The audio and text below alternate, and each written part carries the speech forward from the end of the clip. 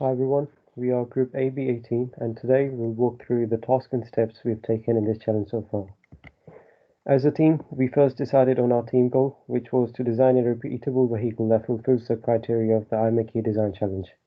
This includes a self-contained device that starts at an origin, touches a wall and returns to stop as close as possible to the target, and a device that can only measure the distance traveled mechanically. Next, we were given a budget of £30, which had to cover the cost of all the items required, including the motor, battery, gears, and etc. Our current total is just below £30, and we are planning to reduce it further by looking at better deals and reducing the quantity of some of our items.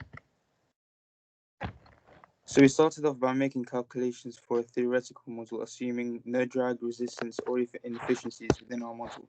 And then we developed our model taking into account the same listed assumptions. And here are the results that we got. We also listed the dimensions and mass of our vehicle as you can see on the slide. Our initial idea was to create a wall flip design. However, we discarded that as programming was required to make it possible. We decided to go for a spring damper and two limit switches, which will deactivate the forward circuit and activate the reverse circuit. And we've also used a nylon thread. This is our final design. We chose this design because there is less errors in measuring the mechanical distance. When the spring makes contact with the wall, the limit switch will activate from the pressure of the spring and reverse the vehicle's direction. The length of the nylon spring thread required is 0.5 meters for a 4-meter track. For the assembly and manufacturing, the chassis will be manufactured using a 40 by 40 centimeter sheet of plywood. With MechSpace equipment, we will use the 3D printers to 3D print the axle and wheels and cut the plywood sheet to make the chassis.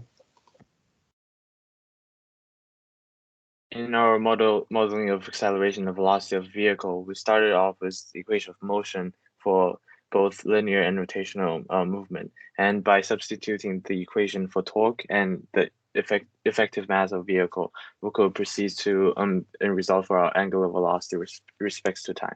Then we could proceed to linear velocity to acceleration through a variety of different ways. And the second aspect is impact the wall. So again, we have considered the equation of motion involving the driving force and the restoring force of the springs. Therefore, on the right-hand side, you could see that we came up to the second order differential equation, which we solve for the maximum deceleration during the impact, which is negative 0.436 meters per second squared.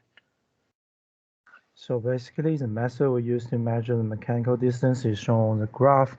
When our device starts moving, the rope starts winding to this equipment and unwinding the backward movement. This can help equivalent the distance of our device travel forward and backward to make sure that it can go back to the origin. For the total view of our car is generally made of 4 views, 2 axes, a motor, a gear system, a pair of limit switch, and 2 dampers. Limited switch helps cover the motor and reverse its movement. Damper reduces the probability of damaging our vehicle. Gear system transfers the movement of motor into the movement of wheels. So that's all about our repeatable vehicles.